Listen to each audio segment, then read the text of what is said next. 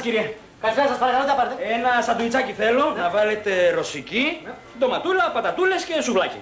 Α, το σουβλάκι μας τελείωσε σήμερα, δυστυχώς κύριε. Μάλιστα, τελείωσαν τα σουβλάκια. Δεν πειράζει, πίτα έχετε. Βεβαίως. Ένα θα ήθελα με διπλή πίτα, αλλά ανάμεσα είμαι λίγο ιδιότροπος αυτό. Θα ήθελα να βάλετε χτυπητή.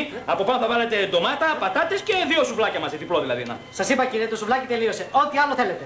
Μάλιστα, τοστιέρα έχετε κύριε. Βεβαίως κύριε. Ωραία, θα ήθελα στην τοστιέρα να πατήσετε ένα ψωμάκι, να γίνει έτσι τραγανιστό που μου αρέσει. Θα βάλετε μια στρώση ρωσική, κρεμμυδάκι, ντοματούλα, πατατούλες, τι βάζετε κτλ. Θα βάλετε και το σουβλάκι βέβαια. Μέσα τη λήξω να το φάω. Τρελός είσαι κύριε. Σας είπα το σουβλάκι τελείωσε να πούμε. Με τρελαίνεις πρωί-πρωί. Και γιατί φωνάζει τον πελάτη κύριε. Γιατί σε τρελός σου είπα 10 φορές το σουβλάκι τελείωσε. Άσυχτη να πούμε, παίρνω έξω. Είπε άσυχτη τον πελάτη, παίρνα έξω. Φτωχός δεν θα πεθάνεις, το ξέρεις. Άντε ρε βλαμμένη, φύγε από εδώ πέρα. Φτωχός. Στο διάλο να πούμε, φύγε. Φτωχός. Φύγε από εδώ πέρα να πούμε. Στο διάλο. Ανώμαλε. Ρε, βλέπεις τι περνάω να πούμε, βλέπεις τι περνάω εδώ πέρα μέσα.